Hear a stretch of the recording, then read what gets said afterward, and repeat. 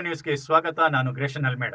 ಮಾಲೂರಿನಲ್ಲಿ ಕನ್ನಡ ಸಂಘಗಳ ಒಕ್ಕೂಟ, ತಾಲೂಕು ಆಡಳಿತ ಹಾಗೂ ಸಾರ್ವಜನಿಕರ ಸಂಯುಕ್ತ ಆಶ್ರಯದಲ್ಲಿ 70ನೇ ಕನ್ನಡ ರಾಜ್ಯೋತ್ಸವ ಅದ್ದೂರಿ ಆಚರಣೆಗೆ ಸಾಕ್ಷಿಯಾಯಿತು. ಮಾಲೂರು ತಾಲೂಕು ಕಚೇರಿಯ ವೃತ್ತದಲ್ಲಿ ಕನ್ನಡಾಂಬೆಗೆ ಪೂಜೆ ಸಲ್ಲಿಸಿದ ಶಾಸಕ ನಂಜೇಗೌಡ ಹಾಗೂ ಮುಖಂಡರು ಸಾಂಸ್ಕೃತಿಕ ತಂಡಗಳೊಂದಿಗೆ ಮೆರವಣಿಗೆ ನಡೆಸಿದರು. ಸಂಜೆ ಮಹಾರಾಜ ವೃತ್ತದ ವೇದಿಕೆಯಲ್ಲಿ ಅದ್ದೂರಿ ಕಾರ್ಯಕ್ರಮ ನಡೆಯಿತು. ಕರ್ನಾಟಕ ರಕ್ಷಣಾ ವೇದಿಕೆಯ ನಾರಾಯಣಗೌಡರ ಬಣದ ನೇತೃತ್ವದಲ್ಲಿ ಸಾಂಸ್ಕೃತಿಕ ಕಾರ್ಯಕ್ರಮಗಳು ನಡೆದವು. ಶಾಸಕ ಕೆ.ವೈ. ನಂಜೇಗೌಡರು ಕನ್ನಡದ ಬಗ್ಗೆ ಮಾತನಾಡಿದರು. ಹಲವು ಕ್ಷೇತ್ರಗಳಲ್ಲಿ ಸಾಧನೆ ಮಾಡಿದವರನ್ನು ಅಭಿನಂದಿಸಲಾಯಿತು.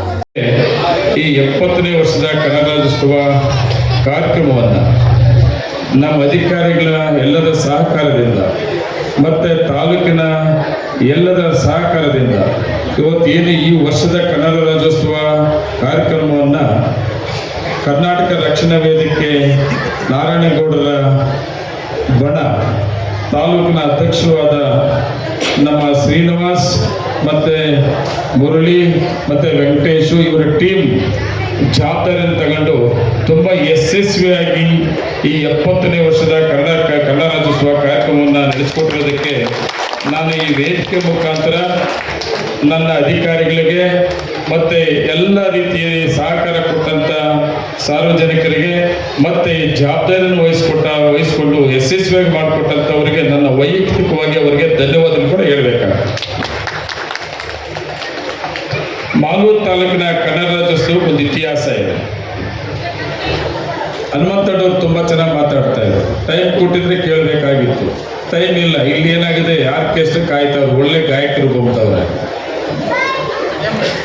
ಮತ್ತು ಟೀಮ್ ತಂಡ ಅದರಿಂದ ತುಂಬ ಆಸಕ್ತಿಯಿಂದ ಆ ಮನೋರಂಜನೆಯನ್ನು ಎಂಜಾಯ್ ಮಾಡೋದಕ್ಕೆ ಎಲ್ಲರೂ ಕಾಯ್ತಾವ್ರೆ. ಅದರಿಂದ ನಾನು ಸ್ವಲ್ಪ ಬೇಗನೆ ಮುಗಿಸ್ರಪ್ಪ ಅಂತ ಹೇಳಿದ್ದೆ.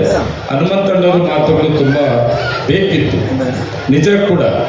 ಲಕ್ಷ್ಮಿಯವರು ಕೂಡ ಮಾತಾಡ್ತಾ ಇದ್ರು. ಇವತ್ತು ಒಂದು ನೆನಪು ಮಾಡ್ಕೋಬೇಕು, ನಾವೆಲ್ಲರೂ ಕೂಡ ಮಾಲೂರು ತಾಲೂಕಲ್ಲಿ ಹುಟ್ಟಿದ್ದೀವಿ. ಮಾಲೂರು ತಾಲೂಕು ಇತಿಹಾಸ ಏನು ಅಂತೇಳಿ ಗೊತ್ತಿದೆ. ನಾನು ಕೂಡ ಸುಮಾರು ವರ್ಷ ಶಾಸನ ಮಾಡಿದ್ರಿ, ತುಂಬ ನಂಬ್ಕೊಂಡು ಇದ್ರಿ. ಸಲಿಕೆ ನಮ್ಮ ನಂಜೇಗೌಡ ಏನಾದರೂ ಒಂದು ಬದಲಾವಣೆ ಮಾಡ್ತಾರೆ ಅಂತ ಪ್ರಯತ್ನ ಮಾಡಿದೆ, ಸಹಕಾರ ಸಿಕ್ಕಲಿಲ್ಲ. ಅದೇ 2ನೇ ಅವಧಿಗೆ ಶಾಸಕರಾಗಿ ಉಳಿಸ್ಕೊಂಡಿದ್ರಲ್ಲ ನನ್ನ ತಾಲೂಕಿನ ಜನ, ಇದು ಒಳ್ಳೆ ಅವಕಾಶ ಇದೆ. ಸರ್ಕಾರ ಇರೋದ್ರಿಂದ, ಸರ್ಕಾರದಲ್ಲಿ ನಿಮ್ಮ ನಂಜೇಗೌಡ ಶಾಸಕರಾಗಿ ಉಳ್ಕೊಂಡಿದ್ರಿಂದ ಒಳ್ಳೆ ಅವಕಾಶ. ಅದು ನೋವು ಕೂಡ ಇದೆ ನನಗೆ. ಎಲ್ಲೋ ಒಂದು ಕಡೆ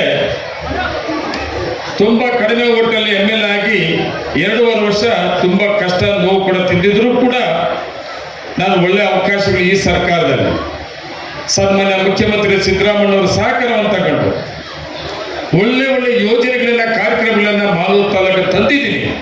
ಪ್ರಾರಂಭ ಆಗಬೇಕಾಗ್ತದೆ. ನೋಡ್ತಾ ಇದ್ದೀನಿ, ನೀವೆಲ್ಲ ವಿರೋಧ ಪಕ್ಷದ ಟೀಕೆಗಳು ಮಾಡ್ತಾವ್ರೆ.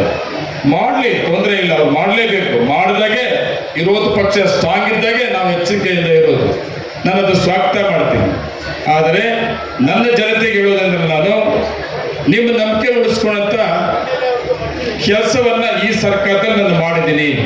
ಎಂತ ಯೋಜನೆಗಳು, ನರಸಾಪುರದಿಂದ ಮಾಲೂರಿಂದ ತಮಿಳುನಾಡು ಗಡಿ ಹೊಸೂರು ರೋಡ್ 4 ಲೈನ್ ರೋಡ್ ಆಗಿದೆ, ಟೆಂಡರ್ ಕೂಡ ಆಗಿದೆ.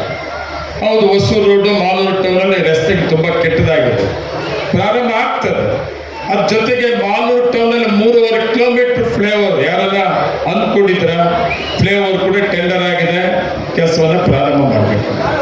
ಮಾಸ್ತಿ ಬಸ್ ಸ್ಟ್ಯಾಂಡ್ ಮುಟ್ಟಕ್ಕಾಗ್ತಾ ಇತ್ತ, ಯಾರಾದರೂ ಟಚ್ ಮಾಡೋಕ್ಕಾಗ್ತಾ ಇತ್ತ? ಇವತ್ತು ಸುಮಾರು 21.5 ಕೋಟಿ ಮಂಜೂರು ಮಾಡಿ ಅದನ್ನು ಇವತ್ತು ಏನೇನು ಇತ್ತು ಅಲ್ಲಿ ಅದನ್ನೆಲ್ಲ ತೆರವುಗೊಳಿಸಿ ಈಗಾಗಲೇ ಕೆಲಸವನ್ನು ಪ್ರಾರಂಭ ಮಾಡಿದ್ವಿ. ಅದ್ರ ಜೊತೆಗೆ ಮಾಲೂರು ಬಸ್ ಸ್ಟ್ಯಾಂಡ್ ನಾನು ಹೇಳಿದ್ದು. ಅದ್ರ ಜೊತೆಗೆ ಹಾಸ್ಪಿಟಲ್, ಮಾಲೂರು ಹಾಸ್ಪಿಟಲ್ 63ನೇ ಇಸ್ವಿನಲ್ಲಿ ಮಾಲೂರು ಹಾಸ್ಪಿಟಲ್ ಪ್ರಾರಂಭ ಆಗಿರೋದು ನಾನು ಅಲ್ಲಿ ಕಲ್ಲಲ್ಲಿ ನೋಡಿದ್ದೀನಿ. ಅದಾದ್ಮೇಲೆ ಅದಕ್ಕೆ ಪ್ಯಾಚ್ ಮಾಡ್ಕೊಂಡು ಬರ್ತಾ ಇತ್ತು. ಒಂದು ಕಡೆ ಬಸ್ ಸ್ಟ್ಯಾಂಡ್, ಒಂದು ಕಡೆ ಹಾಸ್ಪಿಟಲ್. ಏನಾದರೂ ಎಮರ್ಜೆನ್ಸಿ ಆಂಬುಲೆನ್ಸ್ ಬಂತಂದ್ರೆ ಎಲ್ಲ ಪಾರ್ಕಿಂಗ್ ಮಾಡ್ಕೊಂಡ್ಬಿಟ್ಟಿದ್ರೆ ಒಂದು ಆಂಬುಲೆನ್ಸ್ ಒಳಗಡೆ ಹೋಗಕ್ಕೆ ಆಗ್ತಾ ಇರಲಿಲ್ಲ. ಇವತ್ತು 10 ಎಕರೆ ಜಾಗವನ್ನ ಮಂಜೂರು ಮಾಡಿ ಟೇಕಲ್ ರೋಡಲ್ಲಿ 41 ಕೋಟಿ ಸ್ಯಾಂಕ್ಷನ್ ಆಗಿ ಇವತ್ತು ಟೆಂಡರ್ ಕೂಡ ಹಾಸ್ಪಿಟಲ್ಗೆ ಆಗಿರೋದು ಕೂಡ ಖುಷಿ ಆಗ್ತದೆ ನನಗೆ. ಅದು ಒಂದೇ ಅಲ್ಲ, ಮಾಲೂರು ಟೌನ್ ಅಲ್ಲಿ ಮಾಲೂರು ಪುರಸಭೆಯನ್ನ ಯಾರು ಮಾಡಿದ್ರು, ನಗರಸಭೆಯನ್ನ ಯಾರಾದ್ರೂ ಮಾಡಿದ್ರೆ ಬೇಡ ಅಂತ ಹೇಳ್ತಾ ಇದ್ದೀವ. ಇವತ್ತು ಮಾಲೂರನ್ನ ಪುರಸಭೆಯನ್ನ ಸರ್ಕಾರದಲ್ಲಿ ಉಳ್ಕೊಂಡಿದ್ರಿಂದ ಇವತ್ತು ನಗರಸಭೆಯಾಗಿ ಬೋಲ್ಡ್ ಹಾಕಿದ್ವಿ, ನಗರಸಭೆ ಆಗಿದೆ. ಹೌದು, ಪುರಸಭೆ ಅಂತ ಏನಿತ್ತು ಮಾಲೂರಲ್ಲಿ ಅಭಿವೃದ್ಧಿ ಆಗಿಲ್ಲ, ಹೋದ ಅವಧಿಯಲ್ಲಿ ಅವಕಾಶ ಸಿಕ್ಕಲಿಲ್ಲ, ಪ್ರಯತ್ನ ಮಾಡಿದೆ. ಆದರೆ ಈ ಅವಧಿಯಲ್ಲಿ ಇವೆಲ್ಲ ಕೆಲಸಗಳ ಜೊತೆಗೆ ನಗರಸಭೆಯನ್ನ ಮಾಡೋ ಜೊತೆಗೆ ಇವತ್ತು 24 ಕಿಲೋಮೀಟರ್ ಇವತ್ತು ನಗರಸಭೆ ವ್ಯಾಪ್ತಿಯಲ್ಲಿ ಡಾಂಬರ್ ರಸ್ತೆಗಳನ್ನು ಮಾಡುವಂಥದ್ದು ಈಗಾಗಲೇ ಟೆಂಡರ್ ಫೈನಲ್ ಕೂಡ ಆಗಿದೆ. ನನ್ನ ಪ್ರಕಾರ ಇನ್ನು 1 ತಿಂಗಳ ಒಳಗಡೆ ಮಾಲೂರು ಟೌನ್ ಒಳಗಡೆ ನಗರಸಭೆ ವ್ಯಾಪ್ತಿ ಒಳಗಡೆ 24 ಕಿಲೋಮೀಟರ್ ಇವತ್ತು ಡಾಂಬರ್ ಕೂಡ ಸ್ಯಾಂಕ್ಷನ್ ಕೂಡ ಆಗಿದೆ. ಇಂಥ ಸುಮಾರು ಯೋಜನೆಗಳ ಜೊತೆಗೆ ಸುಮಾರು ವರ್ಷಗಳಿಂದ ಆಶ್ರಯ ಸೈಟ್ ಕೊಡ್ತೀನಿ ಅಂತ ನಾಗರಾಜ್ ಸಾಹೇಬರ ಕಾಲದಲ್ಲಿ ಸುಮಾರು 1200-1300 ಅಪ್ಲಿಕೇಶನ್ಸ್ ಅವರು ಫ್ರೀ ಸೈಟ್ ಅನ್ನ ಕೊಡಬೇಕು ಅಂತೇಳಿ ಪ್ರಯತ್ನ ಮಾಡಿದ್ರು. ನಾಗರಾಜ್ ಸಾಹೇಬರ ಬದಲಾವಣೆ ಆದ್ಮೇಲೆ ಬಂದಂತ ಸರ್ಕಾರಗಳು, ಶಾಸಕರುಗಳು ಅದು ಕೊಡುವಂತ ಕೆಲಸ ಮಾಡಲಿಲ್ಲ. ಅದ್ರ ಜೊತೆಗೆ ಸುಮಾರು 35,000-40 ಸಾವಿರ ರೂಪಾಯಿ ಅಪ್ಲಿಕೇಶನ್ ಹಾಕಿರುವಂತ ದುಡ್ಡು ಕೂಡ ಕರೆಸ್ಕೊಂಡು ಅದು ಪುರಸಭೆ ಅಕೌಂಟ್ ಎಲ್ಲ ಉಳ್ಕೊಂಡಿತ್ತು.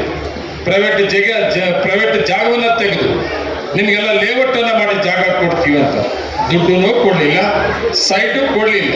ಅದು ನಾನು ಹೋದ ಅವಧಿಯಲ್ಲಿ ಮೊದಲು ಶಾಸಕನಾಗಿದ್ದಾಗ ನಾನು ಮಾತು ಕೊಟ್ಟಿದ್ದೆ, ಅದೇನೇ ಆಗ್ಲಿ ನಾನು ಫ್ರೀ ಸೈಟ್ ಅನ್ನ ಕೊಡ್ತೀನಿ, ನಿಮ್ಮ ದುಡ್ಡು ವಾಪಸ್ ಬಡ್ಡಿ ಸೇರಿಸಿ ಏನ್ ನೀವು ದುಡ್ಡು ಕಟ್ಟಿದ್ರಿ ಪುರಸಭೆ ಅಕೌಂಟ್ ಅಲ್ಲಿದೆ, ಬ್ಯಾಂಕ್ ಇಂಟ್ರೆಸ್ಟ್ ಸೇರಿ ನಿಮಗೆ ಬಡ್ಡಿ ಸೇರಿಸಿ ವಾಪಸ್ ಕೊಟ್ಟು ನಿಮಗೆ ಸೈಟ್ ಅನ್ನ ಹಕ್ಕುಪತ್ರ ಕೊಡ್ತೀನಿ ಅಂತೇಳಿ ಹೇಳಿದ್ದೆ ನಾನು.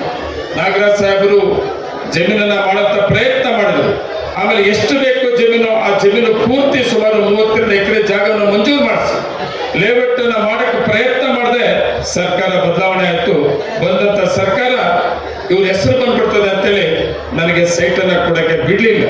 ಆದ್ರೆ ಅವಾಗಲೇ ಒಂದು ಕೆಲಸ ಮಾಡಿದ್ದೇನಂದ್ರೆ ಜಮೀನು ಮಾಡಿದೆ, ನಿಮ್ಗೆ ಏನು ಮಾತು ಕೊಟ್ಟಿದ್ದೆ ನೀವು ಕಟ್ಟಿರೋ ದುಡ್ಡಿಗೆ ಬ್ಯಾಂಕ್ ಇಂಟ್ರೆಸ್ಟ್ ಸೇರಿ ಬಡ್ಡಿ ಸೇರಿ ನಿಮ್ಗೆ ವಾಪಸ್ ಕೊಡ್ತೀನಿ ಅಂತ ಸುಮಾರು 40,000-45 ಸಾವಿರ ರೂಪಾಯಿ ನೇರವಾಗಿ ನಿಮ್ಮ ಅಕೌಂಟ್ಗೆ ಟ್ರಾನ್ಸ್ಫರ್ ಮಾಡಿಸಿದ್ದೆ. ಜಮೀನು ಮಂಜೂರು ಮಾಡಿಸಿ ನಿಮ್ಮ ದುಡ್ಡು ಕೂಡ ವಾಪಸ್ ಕೊಟ್ಟು ಅದು ಜನ ನಂಬಿಕೆ ಬರಲಿಲ್ಲ. ನಮ್ ದುಡ್ಡು ಕೊಟ್ಬಿಟ್ರು, ಸೈಟ್ ಕೊಡ್ಲಿಲ್ಲ. ಇವತ್ತು ಸುಮಾರು 1200 ಜನಕ್ಕೆ ಏನು ಸುಮಾರು 20 ವರ್ಷದಿಂದ ಕಾಯ್ತಾ ಇದ್ರಿ, ಇವತ್ತು ಹಕ್ಕುಪತ್ರ ರೆಡಿ ಆಗ್ತಾ ಇದೆ. ನಿಮಗೆಲ್ಲರಿಗೂ ಕೂಡ ಹಕ್ಕುಪತ್ರ ಕೊಡೋದು. ಅದ್ರ ಜೊತೆಗೆ ಮಾಲೂರು ತಾಲೂಕಲ್ಲಿ ಗ್ರಾಮಾಂತರ ಪ್ರದೇಶಗಳಲ್ಲಿ ಗ್ರಾಮ ಪಂಚಾಯತಿ ವ್ಯಾಪ್ತಿಯಲ್ಲಿ ಸೈಟ್ ಇಲ್ಲದಿರಂತ ಬಡವರು ಎಷ್ಟು ಜನ ಇದ್ದಾರೆ ಅಷ್ಟು ಜನಕ್ಕೂ ಸೈಟ್ ಕೊಡ್ಬೇಕು ಅಂತ ಈಗಾಗಲೇ ನಮ್ಮ ತಾಲೂಕಿನ ತಹಸೀಲ್ದಾರ್ ಮತ್ತೆ ಇಒ ತುಂಬಾ ಜವಾಬ್ದಾರಿಯುತವಾಗಿ ಕೆಲಸ ಮಾಡಿ ಟೋಟಲ್ ಇವತ್ತು ಮಾಲೂರು ತಾಲೂಕ 12,000 ಫಲಾನುಭವಿಗಳಿಗೆ ಎಲ್ಲ ಇಲಾಖೆಗಳಿಂದ ಹಕ್ಕುಪತ್ರಗಳನ್ನು ಕೊಡುವಂತ ಕಾರ್ಯಕ್ರಮ ಕೂಡ ಈಗಾಗಲೇ ಫಿಕ್ಸ್ ಆಗಿದೆ. ನಿನ್ನೆ ಕಾರ್ಯಕ್ರಮ ಆಗ್ಬೇಕಾಯ್ತು, ಮುಖ್ಯಮಂತ್ರಿ ಕಾರ್ಯಕ್ರಮ 31ನೇ ತಾರೀಕು ಡೇಟ್ ಫಿಕ್ಸ್ ಆಗಿದೆ. ಸುಮಾರು 2,500 ಕೋಟಿ ಅದು flavour, 4 line, bus stand, hospital, ಸುಮಾರು ಯೋಜನೆಗಳ ಕಾರ್ಯಕ್ರಮಗಳು ಗುದ್ದಲಿ ಪೂಜೆ ಮಾಡುವಂಥದ್ದು. ಆ ಜೊತೆಗೆ ಎಲ್ಲ ಫಲಾನುಭವಿಗಳಿಗೆ ಹಕ್ಕುಪತ್ರ ಕೊಡುವಂಥದ್ದು ಒಂದು ಕಾರ್ಯಕ್ರಮ ನಿನ್ನೆ ಆಗ್ಬೇಕಾಯ್ತು.